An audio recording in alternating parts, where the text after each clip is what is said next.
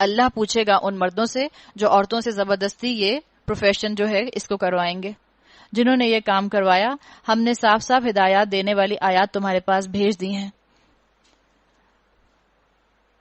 اور ان قوموں کی عبرتناک مثالیں بھی ہم تمہارے سامنے پیش کر چکے ہیں جو تم سے پہلے ہو گزری ہیں، اور نصیحت ہم نے کر دی ہے جو ڈرنے والوں کے لیے ہوتی ہیں۔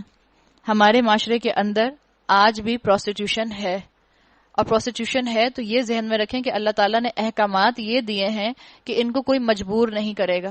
مختلف طریقے سے بچیوں کو کڈنیپ کر کے ایک مختلف طریقے سے بچیوں کو اس کام میں لگا دیا جاتا ہے، اور اس کے بعد بڑے بڑے شریف گھرانے کے لوگ اپنے گھروں کے فنکشنز کے اوپر ان بچیوں کو، ان عورتوں کو بلاتے ہیں، اور جو عورتیں آ کر ناچیں وہ تو پروسٹیٹیوٹس، وہ تو معاشرے کا وہ حصہ جو کہ ناسور ہے، اور جو اپنے گھر میں ان کو نچوائے وہ شریف خاندان۔ تو اللہ تعالیٰ نے منع فرمایا ہے، اللہ نے کہا ہے ان کو مجبور نہ کرو کہ وہ اس کام کے اندر آگے سے آگے بڑھتی چلی جائیں۔ اللہ دیکھ رہا ہے کس کے اندر شرافت زیادہ ہے۔ اللہ نور السماوات والارض مثل نورہ کمشکاۃ فیہا مصباح المصباح فی زجاجہ الزجاجۃ کأنہا کوکب دری یوقد من شجرۃ مبارکۃ زیتونہ لا شرقیۃ ولا غربیہ۔ اللہ آسمانوں اور زمین کا نور ہے۔ اب ایک پیرابل آ رہا ہے سورہ نور میں، آپ کو اب ایک ساتھ 2-3 پیرابلز ایسے ملیں گے جو بہت ہی خوبصورت تماثیل ہیں جن کو بیان کیا گیا ہے، اور ان کے اندر اللہ تعالیٰ نے بڑا حکمت بھرا میسج دیا ہے۔ یہاں جو پیرابل آ رہا ہے اس سے پتہ چل رہا ہے مل جل کر اللہ کے نور کو آگے پروموٹ کرو، مل جل کر اللہ کے نور کو پھیلاؤ، اور اللہ کا نور کیا ہے؟ شریعت۔ مل جل کر شریعت کو قائم کرو، مل جل کر ہی پردہ قائم ہو سکتا ہے۔ مرد اپنی نگاہوں کی حفاظت کریں، عورتیں اپنی نگاہوں کی حفاظت کریں، پلس اپنی زینت کا اظہار نہ کریں، اور پھر سیگریگیشن کو قائم کریں۔ مل جل کر یہ کام ہو سکتا ہے۔ اللہ آسمانوں اور زمین کا نور ہے۔ کائنات میں اس کے نور کی مثال ایسی ہے جیسے ایک طاق میں چراغ رکھا ہو، چراغ ایک فانوس میں ہو، فانوس کا حال یہ ہو کہ جیسے موتی کی طرح چمکتا ہوا تارا، اور وہ چراغ زیتون کے ایک ایسے مبارک دخ سے کے تیل سے روشن کیا جاتا ہو جو نہ شرقی ہو نہ غربی، جس کا تیل آپ ہی آپ بھڑک پڑتا ہو چاہے آگ اس کو نہ لگے۔ اس طرح روشنی پر روشنی بڑھنے کے تمام اسباب جمع ہو گئے ہوں۔ نور علی نور، بتا دیا گیا کہ ایسا انسان جس کا دل پاک، جس کی فطرت سلیم، اور جس کا دل اللہ کی محبت میں سرشار، وہ انسان ہے جس کے دل کے اندر اللہ کی معرفت موجود ہے، اور جب اس معرفت والے دل کو وحی کا علم ملتا ہے تو یہ وحی کا علم ملنے کے بعد اس کا دل کا چراغ اور روشن ہو جاتا ہے، اس کے اندر اور نور آ جاتا ہے، اور یہ نور اس کو پھر کیا کرتا ہے؟ نور علی نور۔ یہ جب اندر فطرت کا نور اور وحی کا نور مل جاتا ہے تو انسان عمل کی بہترین تصویر بن جاتا ہے۔ آپ میں سے جن جن کے دلوں کے اندر سلیم الفطرت ہونا موجود ہے، اللہ کی معرفت کا پائلٹ فلیم جل رہا ہے، جب قرآن وحی کی شکل میں اس پر برسے گا تو کیا ہوگا؟ انشاءاللہ عمل کی صورت میں نور علی نور کی کیفیت طاری ہو جائے گی۔ یہد اللہ لنورہ من یشاء، اللہ اپنے نور کی طرف جس کی چاہتا ہے رہنمائی فرماتا ہے، وہ لوگوں کو مثالوں سے بات سمجھاتا ہے، وہ ہر چیز سے خوب واقف ہے۔ اس کے نور کی طرف ہدایت پانے والے ان گھروں میں پائے جاتے ہیں جنہیں بلند کرنے کا اور جن میں اپنے نام کی یاد کا اللہ نے اذن دیا ہے۔ ان میں ایسے لوگ صبح شام اس کی تسبیح کرتے ہیں جنہیں تجارت اور خرید و فروخت اللہ کی یاد سے، اقامت نماز، ادائے زکوٰۃ سے غافل نہیں کر دیتی۔ اور کیا کرتے ہیں؟ یخافون یوما تتقلب فیہ القلوب والابصار، اور اس دن سے ڈرتے رہتے ہیں جس میں دل الٹنے اور دیدے پتھرا جانے کی نوبت آ جائے گی، اور یہ سب کچھ اس لیے کرتے ہیں تاکہ لیجزیہم اللہ احسن ما عملوا، تاکہ اللہ ان کے بہترین اعمال کی جزا ان کو دے اور مزید اپنے فضل سے نوازے۔ اللہ جسے چاہتا ہے بے حساب دیتا ہے۔ بتا دیا کہ جو دین میں آنے والے لوگ ہیں وہ کون ہیں۔ ضروری نہیں ہے کہ مسجدوں میں صرف وہ لوگ جائیں جو فارغ ہوں، بلکہ مسجدوں میں ینگ یوتھ کو بھی جانے کی ضرورت ہے، بزی لوگوں کو بھی مسجدوں میں جانے کی ضرورت ہے، جو پڑھائی میں مصروف ہیں ان کو بھی مسجدوں میں جانے کی ضرورت ہے۔ باجماعت نماز ہر بالغ مرد کے اوپر فرض ہے۔ تو انرجیٹک مسلمان، ینگ مسلمان، یہ بھی جا کر دنیا کے ساتھ ساتھ اپنی نماز کی ذمہ داری ادا کریں۔ اور مردوں کے اوپر یہ ذمہ داری آتی ہے اپنے بیٹوں کو بچپن سے ہی ان کو باجماعت نماز کا عادی بنائیں، اس لیے کہ باجماعت نماز ادا کرنا یہ 60 سال کے بعد کرنے کا کام نہیں ہے، ریٹائرمنٹ لائف کے اندر کرنے کا کام نہیں ہے کہ جب کچھ بچے ہی نہ تو پھر ہم مسجد میں باجماعت نماز ادا کریں گے. یہ اپنی زندگی کے اندر انرجیٹک لوگوں کے کرنے کا کام ہے. اسلام کے اندر یاد رکھیں نہ ترک دنیا ہے، نہ دنیا کو ترک کر دینا ہے، نہ غرق دنیا ہے، نہ دنیا ہی کا ہو کے رہ جانا ہے. اسلام کے اندر بیلنس ہے ان دونوں چیزوں کا. ہم نے اللہ سے اہدنا الصراط المستقیم کہا ہے، اللہ ہمیں سیدھا راستہ دکھا. ہم نے بیلنس مانگا ہے، وہ بیلنس جو مجھے اور آپ کو ہمارے روح اور جسم کے تقاضوں کو بیلنس کرنا سکھا دے. جسم کو جسم کا حق دے دیں، روح کو روح کا حق دے دیں، ورنہ اگر صرف جسم کو جسم کا حق دیتے رہے تو دنیا پرست بن جائیں گے، دنیا کے پیچھے بھاگیں گے، دنیا ہی اچھی لگے گی، دنیا ہی سمیٹیں گے اور دنیا ہی کے ہو کر رہ جائیں گے اور روح کو نگلیکٹ کر دیں گے. اور اگر صرف اور صرف روح کی پرواہ کی، جسم کو نگلیکٹ کیا تو موناسٹریز میں جا کر بیٹھ جائیں گے، راہب بن جائیں گے، صوفیزم ہمارے اندر آ جائے گا. ہم اچھا نہیں پہنیں گے، اچھا نہیں کھائیں گے، اچھا نہیں اوڑیں گے، انجوائے نہیں کریں گے، حلال چیزوں کو اپنے لیے حرام کر لیں گے. بیلنس آؤٹ ہو گیا. ہمیں کون سکھائے گا بیلنس؟ ہم کہتے ہیں اہدنا الصراط المستقیم. ہم اللہ سے مانگتے ہیں یہ بیلنس.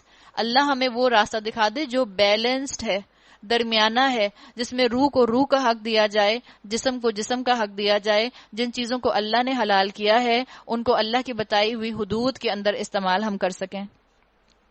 اس کے برعکس جنہوں نے کفر کیا ان کے اعمال کی مثال ایسی ہے جیسے دشت بے آب میں سراب کہ پیاسا اس کو پانی سمجھے ہوئے تھا، مگر جب وہاں پہنچا تو کچھ نہ پایا، بلکہ وہاں اس نے اللہ کو موجود پایا جس نے پورا حساب چکا دیا، اور اللہ کو حساب لیتے دیر نہیں لگتی، واللہ سریع الحساب.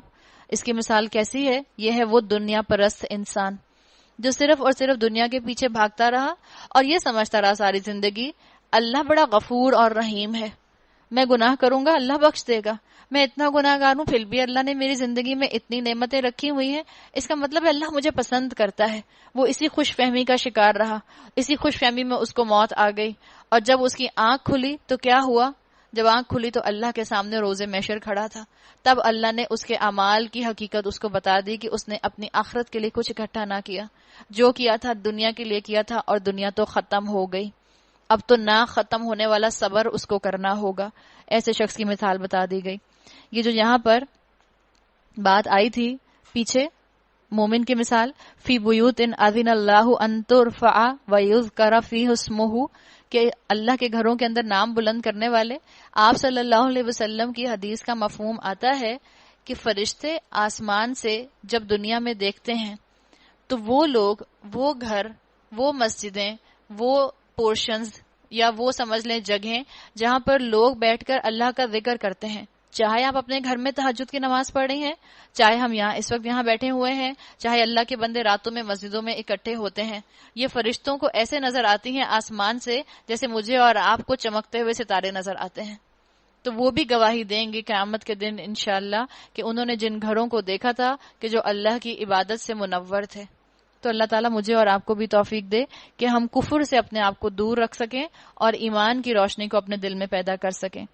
یا پھر اس کی مثال ایسی ہے، ابھی تیسری مثال، جیسے ایک گہرے سمندر میں اندھیرا کہ اوپر ایک موج چھائی ہوئی ہے، اس کے اوپر ایک اور موج، اس کے اوپر بادل، تاریکی پر تاریکی مسلط ہے. آدمی اپنا ہاتھ نکالے تو اسے بھی نہ دیکھنے پائے، جسے اللہ نور نہ بخشے اس کے لیے پھر کوئی نور نہیں. انتہائی بلیغ مثال اللہ تعالیٰ نے ایک اور دے دی.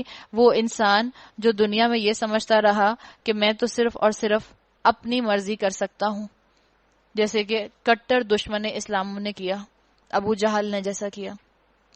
ایک تاریکی، اس کے بعد ایک اور تاریکی، اس کے بعد عمل کی تاریکی، اس کے بعد عمل کی تاریکی، اور اس کو اللہ کا نور مل ہی نہ سکا. فما لہ من نور، تو اس کے لیے پھر کوئی نور نہیں ہے. پھر کیا تم دیکھتے نہیں ہو کہ اللہ کی تسبیح کر رہے ہیں وہ سب جو آسمانوں اور زمین میں ہیں، اور وہ پرندے جو پر پھیلائے اڑ رہے ہیں، ہر ایک اپنی نماز اور تسبیح کا طریقہ جانتا ہے. کل قد علم صلاتہ و تسبیحہ، ہم نہیں جانتے کہ کون سی مخلوق اللہ کی کیسے تسبیح کرتی ہے. اللہ نے بتا دیا اللہ کی ہر مخلوق اللہ کی تسبیح کرتی ہے، اور یہ سب کچھ جو کرتے ہیں اللہ اس سے باخبر رہتا ہے. آسمانوں اور زمین کی بادشاہی اللہ ہی کے لیے ہے، اسی کی طرف سب کو پلٹنا ہے.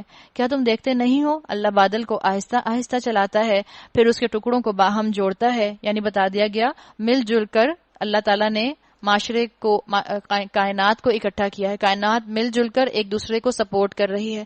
تو اگر معاشرے کی اصلاح کا کام آپ کو اور مجھے کرنا ہے تو بھی مجھے اور آپ کو مل جل کر اپ لفٹ کرنی ہوگی اس معاشرے کی. لائک مائنڈڈ لوگوں کو اکٹھا ہونا ہوگا. اور لائک مائنڈڈ لوگ کہاں اکٹھے ہوتے ہیں؟ قرآن کے شیڈ میں، قرآن کی امبریلا کے انڈر، قرآن کے کورسز میں، قرآن کی کلاسز میں لائک مائنڈڈ لوگ اکٹھے ہوتے ہیں. پھر اسے سمیٹ کر ایک کثیف ابر بنا دیتا ہے. پھر تم دیکھتے ہو کہ اس کے خول سے بارش کے قطرے ٹپکتے چلے آتے ہیں. وہ آسمان سے ان پہاڑوں کی بدولت جو اس میں بلند ہیں اولے برساتا ہے. پھر جسے چاہتا ہے ان کا نقصان پہنچتا ہے، جسے چاہتا ہے ان سے بچا لیتا ہے. اس کی بجلی ان کی چمک نگاہوں کو خیرہ کیے دیتی ہے. رات اور دن کا الٹ پھیر وہی کر رہا ہے. اس میں ایک سبق ہے آنکھوں والوں کے لیے. واللہ خلق کل دابۃ من ماء، اللہ نے ہر جاندار کو ایک طرح کے پانی سے پیدا کیا ہے. فمنہم من یمشی علی بطنہ، کوئی پیٹ کے بل چل رہا ہے تو کوئی 2 ٹانگوں پر، کوئی 4 ٹانگوں پر. جو کچھ وہ چاہتا ہے پیدا کرتا ہے، وہ ہر چیز پر قادر ہے. ہم نے صاف صاف حقیقت بتانے والی آیات نازل کر دی ہیں. تو کیا ہم بھی اللہ کی آیات سن کر عمل نہیں کریں گے؟ اللہ تعالیٰ مجھے اور آپ کو با عمل بنائے. اللہ نے تو صاف صاف نشانیاں آپ کی اور میرے ارد گرد پھیلا دی ہیں. آگے صراط مستقیم کی طرف ہدایت اللہ ہی جسے چاہتا ہے دیتا ہے. یہ لوگ کہتے ہیں کہ ہم ایمان لائے اللہ اور رسول پر. اب رسول کی اطاعت کا ذکر آ رہا ہے. ہم بھی تو کہتے ہیں، غور سے سنیے گا، ہم بھی کہتے ہیں کہ ہم رسول کی بات پر ایمان لائے اور ہم نے اطاعت قبول کی، مگر اس کے بعد ان میں سے ایک گروہ اطاعت سے منہ موڑ جاتا ہے. ایسے لوگ ہرگز مومن نہیں ہیں. ہم بھی سوچ لیں کہ ہم عبادت کرتے ہیں اللہ کی، تو کیا ایسا تو نہیں کہ عبادت کے ساتھ نافرمانی بھی کرتے ہیں؟ کہیں ایسا تو نہیں ہوتا کہ جائے نماز کے ساتھ ہی ہمارا دوپٹہ بھی لپٹ جاتا ہے؟ کہیں ایسا تو نہیں ہوتا کہ جائے نماز پر ہمارا رخ کچھ اور ہوتا ہے، درس میں ہم کسی اور شکل و صورت کے ہوتے ہیں، اور پارٹی میں ہم کسی اور شکل و صورت کے ہوتے ہیں؟ مومن ہر جگہ پر ایک ہی جیسا رہتا ہے. آپ کو اور مجھے یہ کیوں کہا گیا کہ لائک مائنڈڈ لوگوں میں اکٹھے رہو؟ اپنی جیسی خواتین جب ملیں گی تو ہم یقیناً اپنی گیدرنگز کے اندر پھر اپنا بناؤ سنگار ایک دوسرے کو بھی دکھا سکتے ہیں. جب اپنی جیسی خواتین ہمیں ملیں گی لائک مائنڈڈ، تو پتہ چلے گا کہ جیسی سٹرگل اپنی فیملی میں کر رہی ہوں، ایسی ہی سٹرگل اور بھی لڑکیاں اور بھی خواتین اپنے معاشرے میں، اپنے خاندان میں کر رہی ہیں. تو ہمیں صرف اور صرف اپنے اوپر سمپتیز نہیں ہوں گی، بلکہ پھر ہمارے اندر اسٹرینتھ آئے گی، انرجی آئے گی. اسی لیے اللہ نے کہا مل جل کر معاشرہ بنتا ہے، مل جل کر لائک مائنڈڈ لوگ اکٹھے ہوتے ہیں. آپ کو اور مجھے ایک دوسرے کو سپورٹ کرنا ہے کہ ہم عمل میں ایک دوسرے کے ساتھ ساتھ اور ایک دوسرے سے آگے نکلیں، آگے سے آگے بڑھتے جانا ہے. آپ کو یاد ہوگی سورہ نحل کی آیت ہم نے پڑھی تھی، ادعو الی سبیل ربک بالحکمہ والموعظۃ الحسنہ. آپ کو اور مجھے اللہ کے راستے پر لوگوں کو بلانا ہے حکمت کے ساتھ. اللہ کے رسول صلی اللہ علیہ وسلم نے جو مجھے اور آپ کو دین دے دیا ہے، یہاں بات بتا دی گئی کہ جس نے اللہ کے رسول کی اطاعت نہیں کی وہ ہرگز مومن نہیں ہے. آپ اور میں ایک دوسرے کو اس راہ پر بلائیں، انوائٹ کریں، ایک دوسرے کو دعوت دیں اور ہمت بندھائیں. آہستہ آہستہ سب آگے بڑھیں گے. کوئی اپنے آپ سے یہ ازیوم نہ کرے کہ میں یہ عمل نہیں کر سکتی. کوئی اپنے آپ کو یہ مت سمجھائے میرے خاندان میں یہ پاسبل نہیں ہے. کوئی اپنے آپ کو یہ نہ سمجھائے کہ میرے شوہر اس کی اجازت نہیں دیں گے. قیامت کے دن یہی شوہر جو ہیں یہ آپ سے اور مجھ سے لا تعلقی کا اظہار کر دیں گے، جن کی محبتوں کے اندر عورتیں اور بیویاں دنیا کے اندر اللہ کی نافرمان بن جاتی ہیں اور کہتی ہیں میرے شوہر کو پردہ پسند نہیں ہے، میرے شوہر کو حجاب پسند نہیں ہے، میرے شوہر کو چادر اور عبایا پسند نہیں ہے. قیامت کے دن کیا ہوگا جب آپ اور میں اللہ اور اللہ کے رسول کی اطاعت نہ کرنے والوں کے درمیان میں کھڑے ہوں گے؟ اس وقت کیا آپ کے شوہر آ کر اللہ کے سامنے کہیں گے اے میرے اللہ اس نے میری خاطر یہ کیا تھا، اس کی جگہ مجھے جہنم میں ڈال دے؟ کسی کے شوہر یہ نہیں کہیں گے. شوہر تو دور کی بات، ماں تک یہ بات نہیں کرے گی. وہ ماں جو دنیا میں اپنی جان دے سکتی اپنی اولاد کے لیے، قیامت کے دن وہ کہے گی اللہ یہ میری اولاد ہے، میں نے اس کو سمجھایا، اس نے نہیں مانا، اس کی جگہ میری جگہ تو اس کو ڈال دے جہنم میں. ماں کہے گی تو شوہر تو پھر بڑی دور کی بات ہے. ماں جیسی ہستی کہے گی. وہ جو ایکسپیریمنٹ کیا ایک مرتبہ کچھ سائنٹسٹ نے، اور انہوں نے ایکسپیریمنٹ میں کیا کیا کہ انہوں نے ایک بندریا کو ایک کیج میں بند کر دیا اور اس کو اس کے بچے کے ساتھ بند کیا. انہوں نے دیکھا کہ بندریا اپنے بچے کو گود میں اٹھاتی ہے، سلاتی ہے، دودھ پلاتی ہے، اس کا خیال رکھتی ہے، ہر طرح سے اس کے لیے کیئرنگ ہے. پھر انہوں نے کیا کیا کہ انہوں نے اس کیج کو ہیٹ دینا شروع کی. جب انہوں نے اس کیج کو ہیٹ دینا شروع کی تو بندریا نے کیا کیا کہ فوراً اپنے بچے کو اپنی گود میں اٹھا لیا تاکہ کہیں بچے کو تکلیف نہ ہو جائے، اور پنجرے میں ادھر سے ادھر، ادھر سے ادھر بھاگنے لگ گئی. انہوں نے اور زیادہ ہیٹ دی، بندریا اور پریشان ہونے لگ گئی، اپنے بچے کو سینے سے لگا لیا کہ میں کیا کروں، کیسے بچوں خود بھی اور اس کو بچاؤں. ہیٹ اور بڑھائی انہوں نے.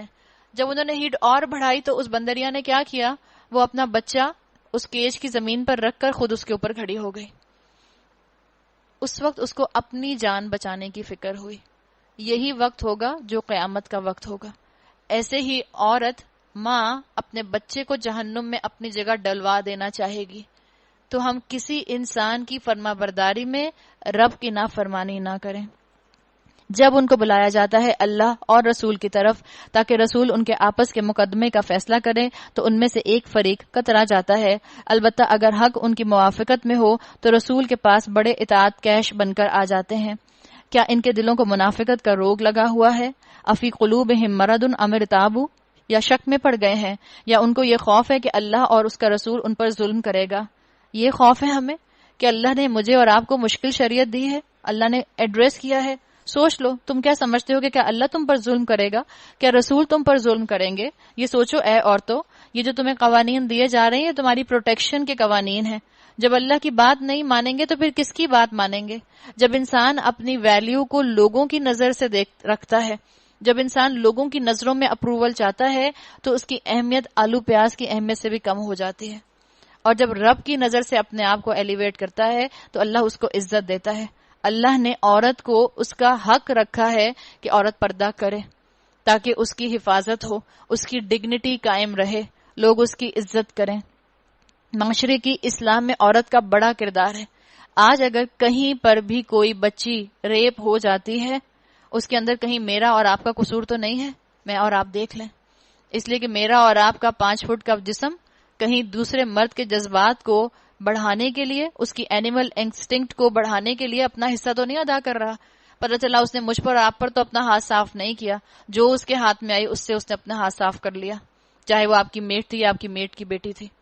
تو پھر اللہ مجھ سے اور آپ سے بھی سوال کرے گا کہ میں نے اس مرد کے جذبات کو بھڑکانے میں اپنے حسن سے حصہ ڈالا تھا، کہیں میری اور آپ کی پکڑ نہ ہو جائے. اصل بات یہ ہے کہ ظالم تو یہ خود لوگ ہیں. ایمان لانے والوں کا کام یہ ہے کہ جب وہ اللہ اور رسول کی طرف بلائے جائیں تاکہ رسول ان کے مقدمے کا فیصلہ کریں تو وہ کہیں ہم نے سنا اور اطاعت کی.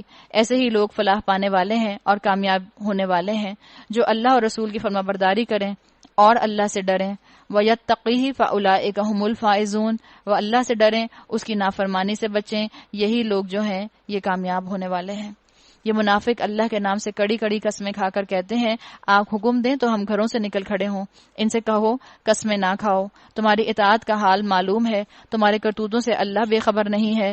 کہو اللہ کے مطیع بنو اور رسول اللہ صلی اللہ علیہ وسلم کے تابع فرمان بن کر رہو. لیکن اگر تم منہ پھیرتے ہو تو خوب سمجھ لو کہ رسول پر جس فرض کا بار رکھا گیا ہے اس کے ذمہ دار وہ ہیں، اور تم پر جس کا بار رکھا گیا ہے اس کے ذمہ دار تم. یہ پردہ کس طرح نافذ ہوگا یہ آپ کو اور مجھے سنت بتاتی ہے. مدینہ کے معاشرے میں یہ احکامات آنے کے بعد ان کی امپلیکیشن کیسے سامنے آئی یہ مجھے اور آپ کو سنت بتاتی ہے.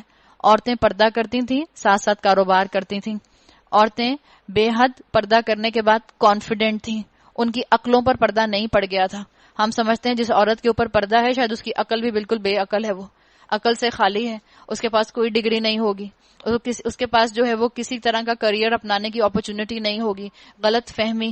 جو پردہ کرتی ہیں وہ کانفیڈنٹ بھی ہوتی ہیں، ان کی عقلوں پر پردہ نہیں پڑا تھا. آپ صلی اللہ علیہ وسلم کے دور میں عورتیں پردہ کر کے پڑھا بھی کرتی تھیں اور پڑھایا بھی کرتی تھیں. آج اسی کمبینیشن کو ریوائیو کرنے کی ضرورت ہے.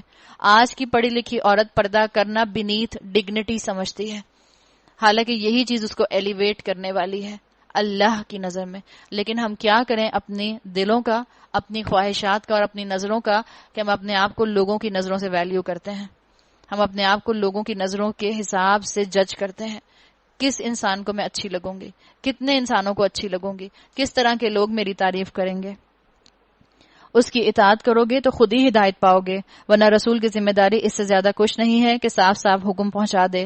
وعد اللہ الذین آمنوا منکم وعملوا الصالحات، اللہ نے وعدہ فرمایا ہے تم میں سے ان لوگوں کے ساتھ جو ایمان لائیں اور نیک عمل کریں کہ وہ ان کو اسی طرح زمین میں خلیفہ بنائے گا جس طرح ان سے پہلے ہوئے لوگوں کو بنا چکا ہے، ان کے لیے ان کے اس دین کو مضبوط بنیادوں پر قائم کر دے گا جسے اللہ نے ان کے حق میں پسند کیا ہے، اور ان کی موجودہ حالت خوف کو امن سے بدل دے گا۔ تو کیوں نہ میں اور آپ بارش کا پہلا قطرہ بن جائیں؟ میں اور آپ بارش کا پہلا قطرہ بنیں گے تو کتنوں کی آسانی ہو جائے گی۔ ہم میں سے ایک ایک عورت اپنے اپنے خاندان میں وہ بارش کا پہلا قطرہ بن سکتی ہے۔ آپ اور میں اپنی بچیوں کو کیوں نہ وہ سسٹم دے کے جائیں؟ کیا پتہ میں اپنے خاندان میں سیگریگیشن کا وہ نظام نہ دیکھ سکوں، لیکن میری اگلی نسل انشاءاللہ میری بچیوں کو وہ موقع مل جائے کہ اس سیگریگیشن کی وجہ سے وہ کھل کر اپنی زینت بھی کر سکیں، لڑکیوں میں انجوائے بھی کر سکیں، اور اپنی حفاظت عزت کی بھی کر سکیں، اور اپنی نظر کی بھی حفاظت کر سکیں۔ تو کس کا خوف رکھیں؟ اللہ کا خوف رکھیں۔ اللہ آپ کے خوف کی حالت کو بدل دے گا۔ لوگوں کا خوف مت رکھیں۔ لوگوں کے خوف کی وجہ سے تو ہی آج عورت پردہ نہیں کرتی، لوگوں کے خوف کی وجہ سے ہی تو آج ہم سیگریگیشن نہیں کرتے گھروں کے اندر۔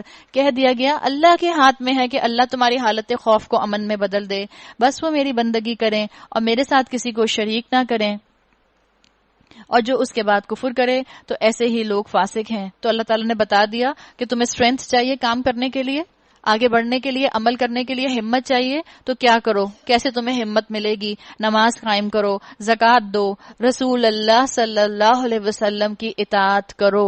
جس نے رسول کی اطاعت کی اس نے اللہ کی اطاعت کی۔ اتنی کھلی آیات ہیں، آپ بتائیں کیسے کوئی کہہ سکتا ہے کہ حدیث کو نہ مانو؟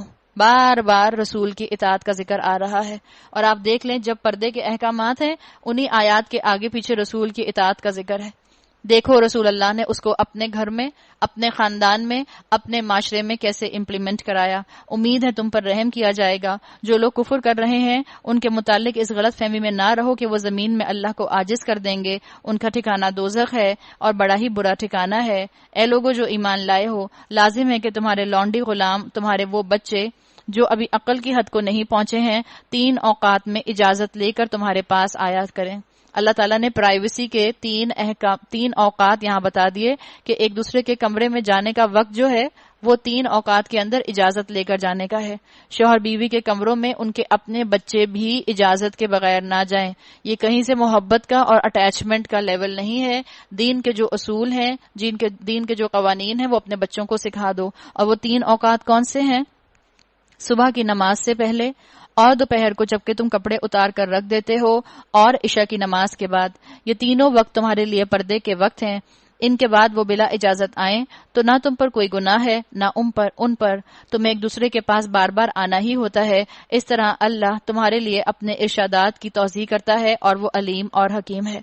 یہ جو اجازت کا قانون ہم نے ابھی پیچھے پڑھا تھا، قانون استئذان، اسی کا ایکسٹینشن ہے اسکالرز کے مطابق، کہ گھر کے اندر کی بات کی جا رہی ہے۔ پہلے بتایا گیا تھا معاشرتی لیول پر، معاشرے کے لیول پر کسی کے گھر جاؤ تو اجازت لے کر جاؤ، دندناتے ہوئے دروازہ کھول کے اندر داخل نہ ہو جاؤ۔ ایسے مت کہو دروازہ کھول کے سیدھے اندر مین ڈور سے ہیلو ہیئر آئی ایم، ایسا نہ کرو، بلکہ دروازہ نوک کرو، اجازت لو، پھر جاؤ۔